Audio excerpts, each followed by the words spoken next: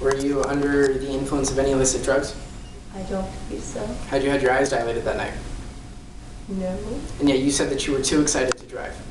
I was very excited to drive. I mean, my dream scout approached me. So Ms. Vega, you're saying that you couldn't drive your car home because you were under the influence of excitement. I was under the emotion of excitement, yes. And that was what caused you to not be able to drive your car home? Well, I wanted to text my family, and I figured it'd be responsible not to do so while driving. So you felt that it would be more responsible to leave your father's pride-possessed car in the hands of a foreign exchange student who doesn't own a valid California driver's license? Well, yeah, I suppose so. Now, this was a dark and windy road, wasn't it? Yes, it was windy, but I didn't have foreknowledge that it was dark. Well, on the ride home, you said that you had heard a loud crash, didn't you? Yes, I heard it. You didn't characterize this as a small bump, did you? No, I did not feel a bump. This wasn't a large bump? I did not feel a bump, no. You said, and I quote, Ms. Vega, that it was a loud crash.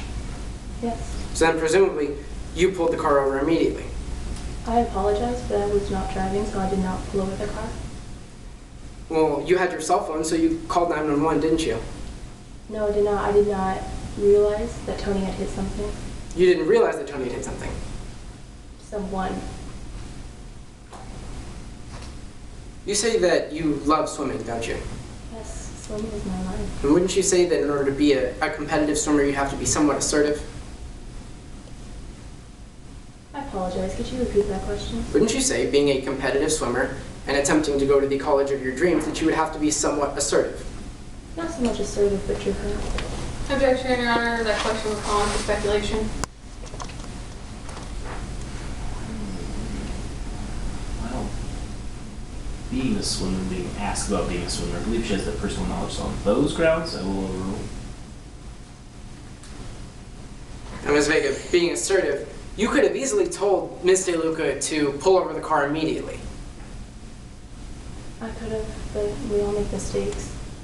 So instead, you decided that it didn't matter and you would just keep going, correct? I didn't decide that it didn't matter. I just didn't realize. Well, when you pulled over the car, you checked for damage, correct? I noticed the damage. You noticed the damage when you switched places with Ms. DeLuca, like you said? No, not until I got home. So you didn't inspect the car for damage when you pulled over the first time? No, I did not. Did you ever go back to investigate and see if anything you had hit? No, I did not. Did you ever call the police? No, because they were at my house before I had the chance to. So you knew that the police were going to be at your house? No, but I found that they were there when I got off my walk. Well, then why didn't you call the police immediately when you pulled over the car?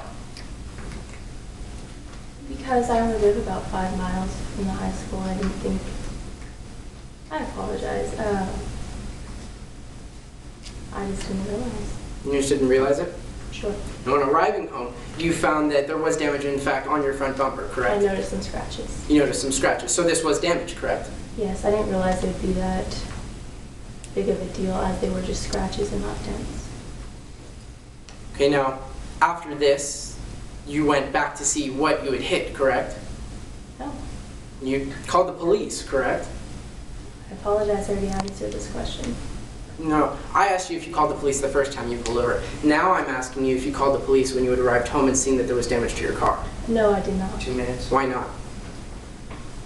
I apologize. I don't have the knowledge of Ms. Vega, I believe you do have the knowledge. The reason why you didn't call the police was because, in fact, you felt that you were going to get into trouble, correct? No. You didn't think that you were going to get in trouble for damaging your father's prized-possessed car? I could get in trouble for damaging my father's car, but if you would understand, I didn't do it. So if you would understand, then why didn't you call the police and see if you had, in fact, hit anything or anyone? I didn't call the police because after I went on my walk, they were at my house. Therefore, I had the time to converse with the officer, and that was talking to the police. So you did, in fact, talk to the police, though, once you came back from your walk? Yes. And when the police told you that they thought that your Bueller had, in fact, been involved in a hit-and-run accident, you said, and I quote, "It was a bicyclist. I'm so sorry. I could never forgive myself." Didn't you, Ms. Vega? That is the phrase I spoke. No further questions, John?